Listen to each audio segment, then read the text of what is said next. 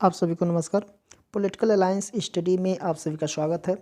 इस वीडियो में हम भारतीय संविधान से संबंधित कुछ प्रश्नों को सॉल्व करेंगे जो नेट जेआरएफ, टीजीटी, पीजीटी तथा अन्य किसी भी वनडे एग्जाम के लिए बहुत ही महत्वपूर्ण है। तो चलिए देखते हैं आज का पहला प्रश्न। दिया है, निम्न में से नैतिक कर्तव्य है।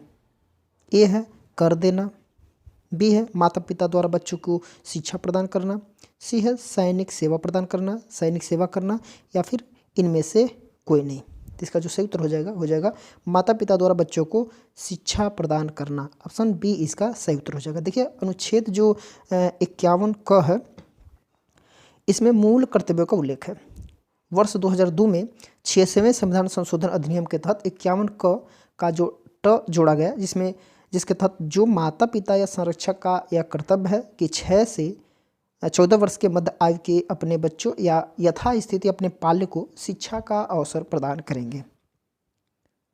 अगला प्रश्न है, भारतीय संविधान में मौलिक अधिकारों की व्यवस्था किस देश के संविधान से ली गई है। देखिए जो मूल अधिकार है अर्थात मौलिक अधिकार, ये जो है ये किस देश के संविधान से ली गई है। दिया है, ये है ब्रिटेन, संयुक्त राज्य अमेरिका, सोवियत संघ या फिर कनाडा। तो इसका जो सही उत्तर हो जाएगा ऑप्शन बी यूएसए अर्थात संयुक्त राज्य अमेरिका। भारतीय संविधान के कुछ अनुच्छेदों को विश्व के दूसरे संविधानों से लिया गया है। इसमें मौलिक अधिकार, न्यायिक पुनरावलोकन अमेरिका से तथा संसदीय व्यवस्था, विधि का शासन ब्रिटेन से और मूल कर्तव्य सोवियत संघ तथा संघीय व्यवस्था कनाडा से लिया गया है।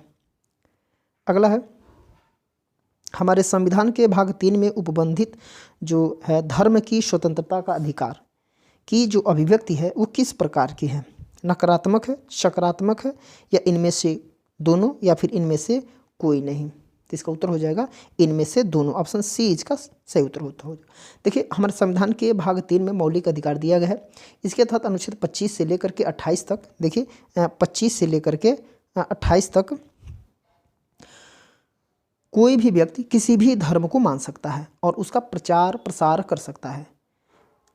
इसकी मान्यता भी दी गई है। यह अवधारणा समय के अनुसार सकारात्मक तथा नकारात्मक दोनों हो सकती है।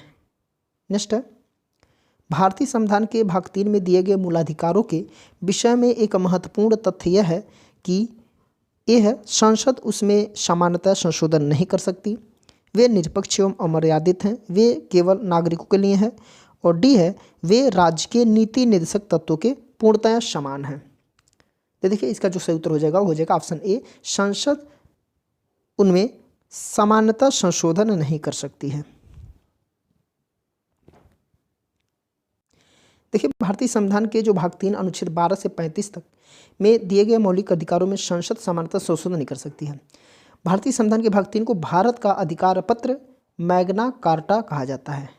ये किसी विशेष संशोधन से ही संशोधन हो सकती है। नेक्स्ट है, भारतीय संविधान के किस अनुच्छेद के अंतर्गत कोई नागरिक देखिए किस अनुच्छेद के अंतर्गत कोई नागरिक अपने मौलिक अधिकार की रक्षा के लिए उच्च न्यायालय में याचिका दायर कर सकता है। देखिए उच्च न्यायालय में याचिका दायर कर सकता है। ये इसका जो उत्तर हो जाएगा देखिए अनुच्छेद 226, अनुच्छेद 226 ऑप्शन सी इसका सही उत्तर हो जाएगा, बाकी नहीं होगा। देखिए भारतीय संविधान का अनुच्छेद जो 226 के अंतर्गत कोई भी नागरिक अपने मौलिक अधिकार यानी मूल अधिकार की रक्षा के लिए उच्च न्यायालय यानी पुदुचेरी की छोड़ करके, देखिए इसमें है कि उच्च न्यायालय पुदुचेरी को लेकर के में याचिका दायर कर सकता है। उच्च न्यायालय संविधान के भाग 3 द्वारा प्रदत्त अधिकारों के किसी को प्रवर्तित कराने के लिए किसी अन्य प्रयोजन के लिए 5 रिट जारी कर सकता है। ये 5 रिट कौन है? बंदी प्रत्यक्षीकरण है, परमादेश, प्रतिषेध, उत्प्रेषण और अधिकार परीक्षा। नेक्स्ट, निम्नलिखित युग्म में से कौन सा एक सही सुमेलित नहीं है। देखिए सही सुमेलित नहीं है। अनुच्छेद 14 है विधि के समक्ष समता, विधि के समक्ष समता, ये बिल्कुल सही है। देखिए 21 प्राण एवं दैहिक स्वतंत्रता का संरक्षण, प्राण एवं दैहिक स्वतंत्रता का संरक्षण, देखिए ये भी सही है। फिर है अनुच्छेद 25 है धार्मिक कार्यों के प्रबंध की स्वतंत्रता, धार्मिक कार्यों के प्रबंध की स्वतंत्रता, ठीक है। और 23 है मानव के दुर्व्यापार और बलात् श्रम का प्रतिषेध। देखिए ये भी सही हो जाएगा, लेकिन ये उतना सही नहीं है, तो ऑप्शन सी इसका सही उत्तर हो जाएगा, ये गलत हो जाएगा। देखिए अनुच्छेद 25 से लेकर के 28 तक धर्म की स्वतंत्रता के अधिकार के बारे में उपबंध है। 25 में जो कहा गया है वो अंतःकरण की और धर्म के अबाध रूप से मानने, आचरण और प्रचार करने की स्वतंत्रता का उल्लेख है। धार्मिक कार्यों के प्रबंध की स्वतंत्रता जो है 26 में निहित है। नेक्स्ट है संकट काल में नागरिकों के मौलिक अधिकार। संकट काल में नागरिकों के मौलिक अधिकार सर्वोच्च न्यायालय की इच्छा पर निर्भर करते हैं? बिल्कुल नहीं, बिल्कुल नहीं। राष्ट्रपति की इच्छा पर निर्भर करते हैं? बिल्कुल नहीं। स्थगित किए जा सकते हैं, ये बिल्कुल सही हो जाएगा, स्थगित किया जा सकते हैं। इसके बाद अन्य कोई ऑप्शन नहीं होगा। देखिए भारतीय संविधान में जो संकटपन्न जो है स्थिति होती है, जैसे आपातकालीन स्थिति होती है, इस स्थिति में नागरिकों के मौलिक अधिकार निलंबित कर दिए जाते हैं। भारतीय संविधान में 3 प्रकार की आपात स्थिति का उल्लेख है। ये है अनुच्छेद जो 352 है, जिसे राष्ट्रीय आपात बोला जाता है। ये युद्ध या वह आक्रमण या सशस्त्र विद्रोह के उत्पन्न आपात है। और 356 जो है वो संवैधानिक तंत्र के विफल होने से उत्पन्न आपात है, जिसे राष्ट्रपति शासन कहा जाता है। और जो 360 है इसके अंतर्गत वित्तीय आपात कहा जाता है। देखिए 352, 356 और 360 ये 3 तरह के आपात हैं। नेक्स्ट है किस समिति द्वारा भारत के संविधान में भारत के संविधान में मौलिक कर्तव्य को सम्मिलित करने की संस्तुति दी गई? संस्तुति की गई, ये मौलिक कर्तव्य है, ये किस संविधान में किस समिति द्वारा ये सब की गई थी? मेहता समिति? बिल्कुल नहीं, ठीक है। त्रिहान समिति? ये भी बिल्कुल नहीं। स्वर्ण सिंह समिति? ये बिल्कुल सही हो जाएगा, ऑप्शन सी इसका राइट आंसर हो जाएगा। देखिए भारत के संविधान में मूल कर्तव्य को स्वर्ण सिंह समिति की संस्तुति के आधार पर सम्मिलित किया गया है। इसके लिए संविधान में जो 42वां संवैधानिक संशोधन करते हुए अनुच्छेद 51 को प्रतिस्थापित किया गया। वर्तमान में मूल कर्तव्य की संख्या कितना है? तो 11 है। मूल कर्तव्य कितना संख्या? 11 है। 11वां मूल कर्तव्य 66वें संशोधन द्वारा जोड़ा गया था, ये बाद में जोड़ा गया था 11वां। नेक्स्ट है निम्नलिखित में से भारतीय स्वतंत्रताओं का अधिकार पत्र किसे कहा जाता है? देखिए स्वतंत्रताओं का अधिकार पत्र किसे कहा जाता है? Regulating act 1773, regulating Pitt's India act 1784, charter act 1813, महारानी की घोषणा 1858। तो इसका उत्तर हो जाएगा ऑप्शन डी, महारानी की घोषणा 1858। देखिए 1858 की घोषणा में से दोहरा नियंत्रण समाप्त हो गया और सरकार ही सीधे भारतीय मामलों के लिए उत्तरदायी हो गई। महारानी की घोषणा के अनुसार क्षेत्रों का सीमा विस्तार की नीति समाप्त कर दी गई और स्थानीय राजाओं के अधिकार, गौरव, सम्मान और अपने समान ही संरक्षण का विश्वास दिलाया गया। 1858 की घोषणा में विश्वास दिलाया गया था कि हमारी प्रजा किसी भी जाति अथवा धर्म की क्यों न हो, स्वतंत्र रूप से बिना भेदभाव के उन कार्यों के लिए जिनके लिए वो अपनी विधा योग्यता ईमानदारी से करने के योग्य हों, हमारी सेवा तथा पदों की नियुक्ति की जाएगी। नेक्स्ट समान कार्य के लिए समान वेतन। देखिए समान कार्य के लिए समान वेतन जो है वो क्या है? तो आर्थिक अधिकार के लिए विधिक मांग, आर्थिक अधिकार के लिए विधिक मांग है? बिल्कुल नहीं है, ये गलत हो जाएगा। फिर है आर्थिक अधिकार के लिए राजनीतिक मांग है, तो ये बिल्कुल सही हो जाएगा। ये विधिक अधिकार के लिए आर्थिक मांग, ये भी बिल्कुल गलत हो जाएगा। राजनीतिक अधिकार के लिए आर्थिक मांग, ये भी बिल्कुल गलत हो जाएगा। इसका ऑप्शन बी इसका सही उत्तर हो जाएगा। देखिए अनुच्छेद जो 39 क है, नहीं 39 घ है, 39 जो घ है, इसके अनुसार पुरुष और स्त्री को समान कार्य के लिए समान वेतन की व्यवस्था की गई है। यदि पुरुष और स्त्री एक ही प्रकार का कार्य करते हैं तो उनके वेतनों में कोई भिन्नता नहीं की जा सकती। इन योजनाओं का उद्देश्य कल्याणकारी राज्य की स्थापना करना। इसमें संदेह नहीं कि इस योजना के माध्यम से सरकार ने देश के आर्थिक विकास, सामाजिक सुधार, जीवन स्तर को ऊंचा उठाने, प्रति व्यक्ति आय बढ़ाने, नैतिक विकास में सहायता देने, संक्षेप में एक सुखी तथा समृद्ध समाज की स्थापना करने का प्रयत्न किया गया है। अगला प्रश्न है कि विधि के शासन का सार तत्व भारतीय संविधान में प्रदत्त निम्नलिखित मौलिक अधिकारों में से एक पाया जाता है। तो किसमें पाया जाता है? संवैधानिक उपचारों का अधिकार, शिक्षा एवं संस्कृति का अधिकार, विचार एवं अभिव्यक्ति की स्वतंत्रता का अधिकार और समानता का अधिकार। तो इसका जो सही उत्तर हो जाएगा वो हो जाएगा समानता का अधिकार। विधि के शासन में ये समानता का अधिकार में विधि का शासन है। देखिए, न्यायिक निर्णयों के अनुसार समानता यानी कि समता का अधिकार भारतीय संविधान का मूल ढांचा है। भारतीय संविधान में सभी व्यक्तियों को विधि के समक्ष समता, राज्य के अधीन सेवाओं में समान अवसर और सामाजिक समता प्रदान करने की व्यवस्था की गई है। संविधान में समानता को स्थापित करने के लिए नागरिकों तथा गैर नागरिकों को निम्न अधिकार प्रदान किए गए हैं। वो कौन कौन है कि विधि के समक्ष समता, विधियों के समान संरक्षण का अधिकार है। दूसरा है उस पर कानून के समक्ष समता, धर्म, मूल, वंश, मकबरा या जाति, लिंग के आधार पर विभेद का प्रतिषेध। कोई जो नियोजन है, किसी भी नियोजन में के विषय में अवसर की क्षमता प्रदान की गई है। नेक्स्ट है भारतीय संविधान के अनुच्छेद 18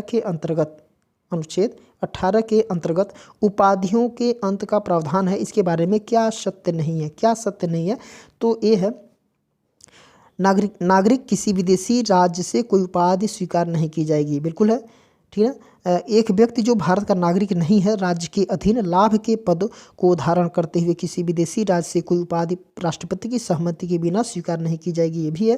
देखिए, यहाँ पे है कि राज्य, विद्या अथवा सैनिक विशिष्ट हेतु कोई उपाधि प्रदान नहीं की, नहीं, ये तो की जाएगी, ये गलत हो जाएगा, ये की जाएगी, ठीक ना। तो ये सत्य नहीं है। तो ऑप्शन यही इसका ऑप्शन में सही उत्तर हो जाएगा प्रश्न के हिसाब से। देखिए, जो अनुच्छेद 18 में उपाधियों को अंत करने संबंधी प्रावधान किया गया है, इस अनुच्छेद में क्या क्या प्रावधान है तो देखते हैं कि पहला है इसमें राज्य, सेना या विद्या संबंधी सम्मान के सिवाय और कोई उपाधि प्रदान नहीं करेगा। दूसरा कि भारत का कोई नागरिक किसी विदेशी राज्य से कोई उपाधि स्वीकार नहीं करेगा। तीसरा कि कोई व्यक्ति जो भारत का नागरिक नहीं है, राज्य के अधीन लाभ या विश्वास के किसी पद को धारण करते हुए किसी विदेशी राज्य से कोई उपाधि राष्ट्रपति की सहमति के बिना स्वीकार नहीं करेगा। चौथा है कि राज्य के अधीन लाभ या विश्वास का पद धारण करने वाला कोई व्यक्ति किसी विदेशी राज्य से या उसके अधीन किसी रूप में कोई भेंट, उपलब्धि या पद राष्ट्रपति की सहमति के बिना स्वीकार नहीं करेगा। ये प्रावधान किया गया है। तो इसमें जो ये ऑप्शन है, ये राज्य, विद्या अथवा सैनिक विशिष्टता हेतु कोई उपाधि प्रदान नहीं करेगी, ये गलत हो जाएगा। एक उपाधि प्रदान की जाती है। तो ये ऑप्शन प्रश्न के हिसाब से ये ऑप्शन सी इसका सही उत्तर हो जाएगा। अगला प्रश्न है कि भारत में कोई मंत्री जो मंत्रिपरिषद से त्यागपत्र देना चाहता है, वो अपना त्यागपत्र संबोधित करेगा। तो किसको संबोधित करेगा? प्रधानमंत्री को, राष्ट्रपति को, लोकसभा के अध्यक्ष को या फिर दल के अध्यक्ष को। तो इसका उत्तर हो जाएगा राष्ट्रपति को। ऑप्शन बी इसका सही उत्तर हो जाएगा, राष्ट्रपति को। देखिए, अनुच्छेद जो 75 है इसके अनुसार प्रधानमंत्री की नियुक्ति राष्ट्रपति करेगा, अन्य मंत्रियों की नियुक्ति राष्ट्रपति प्रधानमंत्री की सलाह पर करेगा। इस प्रकार जो स्पष्ट है कि प्रधानमंत्री की नियुक्ति राष्ट्रपति करता है और अन्य मंत्रियों की नियुक्ति प्रधानमंत्री की सलाह पर राष्ट्रपति करता है। इंग्लैंड की परंपराओं के अनुसार भारत में भी मंत्रियों का चयन प्रधानमंत्री करता है और राष्ट्रपति की स्वीकृति औपचारिक होती है। यदि मंत्रियों की नियुक्ति में राष्ट्रपति प्रधानमंत्री के परामर्श को न माने तो प्रधानमंत्री स्वयं त्यागपत्र देकर और जो संवैधानिक संकट उपस्थित कर सकता है। प्रधानमंत्री ही मंत्रियों के विभागों का बंटवारा करता है। यहाँ पर भी राष्ट्रपति के कृत्य मात्र औपचारिक है। यदि कोई मंत्री मंत्रिपरिषद से त्यागपत्र देता है तो अपना त्यागपत्र राष्ट्रपति को संबोधित करता है और राष्ट्रपति प्रधानमंत्री की सलाह पर उसे स्वीकार करता है। नेक्स्ट, भारतीय संविधान के अनुच्छेद 16 जो दिया गया है, देखिए अनुच्छेद 16 में किस खंड के अंतर्गत जो है पिछड़े वर्गों के लिए आरक्षण का प्रावधान करता है? खंड 1 है, खंड 2 है, 3 है या फिर 4 है। तो इसका उत्तर हो जाएगा खंड 4। ऑप्शन डी इसका सही उत्तर हो जाएगा। देखिए, अन्य पिछड़ा वर्ग अर्थात ओबीसी के नागरिकों के लिए आरक्षण का प्रावधान अनुच्छेद जो 16 है इसका चौथा भाग करता है। देखिए, संविधान के अनुच्छेद 16(4) के अनुसार इस अनुच्छेद की कोई बात राज्य को पिछड़े हुए नागरिकों के किसी वर्ग के पक्ष में जिनका प्रतिनिधित्व राज्य की राय में राज्य के अधीन सेवाओं में पर्याप्त नहीं है, नियुक्तियों या पदों के आरक्षण के लिए उपबंध करने से निवारित करेगी। तथा अनुच्छेद 16(4) क में उपबंधित है कि इस अनुच्छेद की कोई बात राज्य को अनुसूचित जातियों और अनुसूचित जनजातियों के पक्ष में जिनका प्रतिनिधित्व राज्य की राय में राज्य के अधीन सेवाओं में पर्याप्त नहीं है, राज्य के अधीन सेवाओं में किसी वर्ग या वर्गों के या पदों पर प्रोन्नति के मामले में आरक्षण के लिए कोई उपबंध करने से निवारित नहीं करेगी। नेक्स्ट है कि संविधान के अंतर्गत मूल अधिकारों का संरक्षण कौन करता है। संविधान के अंतर्गत मूल अधिकारों का संरक्षक कौन है, संरक्षक कौन है, कौन करता है, संरक्षक कौन है। ठीक है, संसद, राष्ट्रपति है, न्यायपालिका है या फिर मंत्रिमंडल है। तो इसका उत्तर हो जाएगा न्यायपालिका, ऑप्शन सी इसका सही उत्तर हो जाएगा। देखिए, भारत में सर्वोच्च न्यायालय और उच्च न्यायालय को मूल अधिकारों का संरक्षक तथा संविधान का संतुलन चक्र कहा जाता है। यदि किसी नागरिक के मूल अधिकारों का व्यवस्थापिका अथवा कार्यपालिका द्वारा अतिक्रमण किया जाता है तो व्यक्ति न्यायपालिका द्वारा उपचार प्राप्त कर सकता है। अगला प्रश्न है, भारत में शोषण के विरुद्ध अधिकार जो दिया गया है कि भारत में जो शोषण के विरुद्ध अधिकार है ये निहित है, किसमें निहित है, मानव व्यापार का निषेध तथा बेगार, मानव व्यापार का निषेध तथा बेगार। बी है खतरनाक व्यवसाय में बाल श्रम का निषेध। फिर है उपयुक्त दोनों। देखिए, ये भी सही हो जाएगा, ये भी सही हो जाएगा, तो ऑप्शन सी इसका राइट आंसर हो जाएगा। ठीक है, जो संविधान के जो 23 अनुच्छेद है इसमें खंड जो 1 है उसके अनुसार क्या है कि मानव का दुर्व्यापार और बेगार तथा उसी प्रकार का अन्य बलात् श्रम प्रतिषेध किया जाता है और इस उपबंध का कोई भी उल्लंघन अपराध होगा जो विधि के अनुसार दंडनीय होगा। और खंड 2 में क्या कहा गया है, खंड 2 में है कि इस अनुच्छेद की कोई बात राज्य को सार्वजनिक प्रयोजनों के लिए अनिवार्य सेवा अधिरोपित करने से निवारित नहीं करेगी। ऐसी सेवा अधिरोपित करने से राज्य केवल धर्म, मूलवंश, जाति या वर्ग या इनमें से किसी के आधार पर कोई विभेद नहीं करेगा। देखिए, और जो 24 अनुच्छेद है इस 24 में क्या कहा कि 14 वर्ष से कम आयु के किसी बालक को किसी कारखाने या खाने में काम करने के लिए नियोजित नहीं किया जाएगा या किसी अन्य परिसंकटमय नियोजन में नहीं लगाया जाएगा। तो इस तरीके से 23 और 24 जो है शोषण के विरुद्ध अधिकार से संबंधित है। ठीक है, नेक्स्ट है कि लोक सेवाओं में न्यायपालिका का कार्यपालिका से पृथक्करण सम्मिलित है।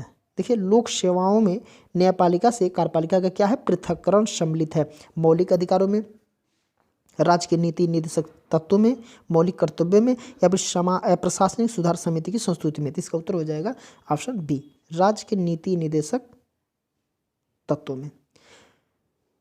देखिए, जो अनुच्छेद जो 50 है इस 50 को राज्य निर्देश देता है कि वह राज्य की लोक सेवाओं में न्यायपालिका को कार्यपालिका से पृथक करने के लिए कदम उठाएगा। नेक्स्ट है, निम्नलिखित में से कौन सा एक नीति निर्देशक तत्व गांधी के दर्शन से मिलता है। देखिए, गांधी के दर्शन से मिलता उल्टा कौन सा नीति निर्देशक तत्व, समान कार्य के लिए समान वेतन, कार्यपालिका का न्यायपालिका से पृथक्करण, ग्राम पंचायतों को मजबूत करना, सामान्य न्याय तथा मुफ्त कानूनी सहायता। इसका उत्तर हो जाएगा ग्राम पंचायतों का मजबूती करना, ऑप्शन सी इसका सही उत्तर हो जाएगा। और ये किस अनुच्छेद में है, तो अनुच्छेद 40 में व्यवस्था की गई है कि ग्राम पंचायतों की स्थापना पर गांधी दर्शन का प्रभाव स्पष्ट रूप से दिखता है। अगला प्रश्न है, निम्न में से कौन सा मौलिक अधिकार नहीं है। देखिए, इनमें से कौन ऐसा जो मौलिक अधिकार नहीं है, नैसर्गिक न्याय का अधिकार, जीवन का अधिकार, गरिमापूर्ण जीवन का अधिकार, असमान परिस्थितियों में समानता का अधिकार। असमान परिस्थितियों में समानता का जो अधिकार है वो है, देखिए यहाँ पे है असमान परिस्थितियों में समानता का अधिकार, ये मूल अधिकार नहीं है, ऑप्शन डी इसका सही उत्तर हो जाएगा। नेक्स्ट, पर्यावरण और वनों के संरक्षण हेतु भारतीय संविधान के किस भाग में प्रावधान किया गया है। देखिए, पर्यावरण और वनों के संरक्षण हेतु किसमें, सूची 3 समवर्ती में, सूची 3 समवर्ती में राज्य के निर्देशक सिद्धांतों में या अनुच्छेद 51 क में या मूल कर्तव्य में, या फिर लिखा है कि कहीं नहीं। तो इसका जो उत्तर हो जाएगा वो हो जाएगा ऑप्शन बी, राज्य के नीति निर्देशक सिद्धांतों में जो पर्यावरण और वन संरक्षण हेतु भारतीय संविधान के जो प्रावधान किया गया है इसमें। ठीक है, ये किस में किया गया है, तो 48 क में, ये 48 क में पर्यावरण और वनों के संरक्षण हेतु प्रावधान किया गया है। अगला प्रश्न है, भारतीय संविधान के 44वें संशोधन के उपरांत, भारतीय संविधान के 44वें संशोधन के उपरांत संपत्ति के अधिकार को यह संरक्षण प्राप्त है, संपत्ति के अधिकार को यह संरक्षण प्राप्त है कि किसी व्यक्ति को बिना कानून के उसकी निजी संपत्ति से वंचित नहीं करेगा। ठीक है, तो इसका देखिए सिवाय सार्वजनिक उद्देश्य में किसी निजी संपत्ति को सरकार द्वारा, देखिए ये भी नहीं हो गया, पर्याप्त मुआवजा दिए बिना किसी निजी संपत्ति का अधिग्रहण। देखिए, किसी व्यक्ति को बिना कानूनी से उसके निजी संपत्ति को वंचित नहीं किया जा सकता। ये ऑप्शन ए इसका सही उत्तर हो जाएगा, जो अनुच्छेद 44वें संशोधन के उपरांत संपत्ति के अधिकार को यह संरक्षण प्राप्त है। नेक्स्ट है,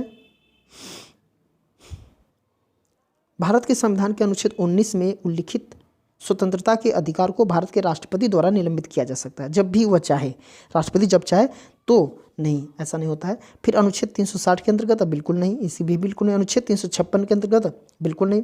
अनुच्छेद 352 के अंतर्गत ऑप्शन डी इसका सही उत्तर हो जाएगा। देखिए, संविधान का अनुच्छेद 52 युद्ध या वाह आक्रमण या सशस्त्र विद्रोह के आधार पर होता है। आपातकाल में भारत के राष्ट्रपति अनुच्छेद 19 जो दिया गया स्वतंत्रता का अधिकार को पूरी तरह से निलंबित कर सकता है, उसमें से 2 अधिकार छोड़ करके, 20 और 21 को।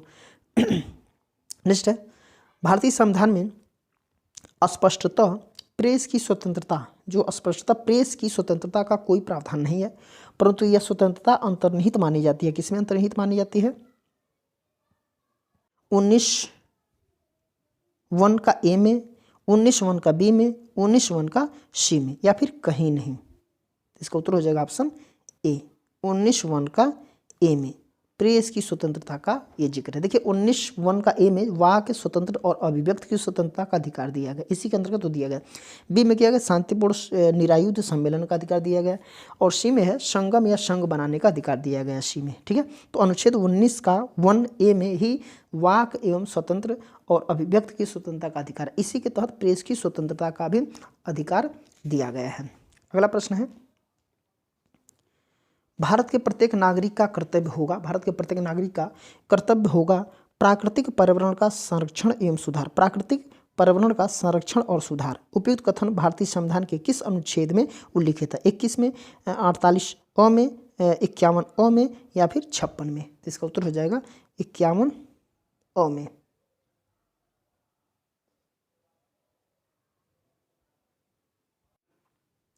ठीक है, तो ये जो है 51 और ये मूल कर्तव्य से संबंधित है, ये मूल कर्तव्य में ही ये बात बताई गई है। नेक्स्ट,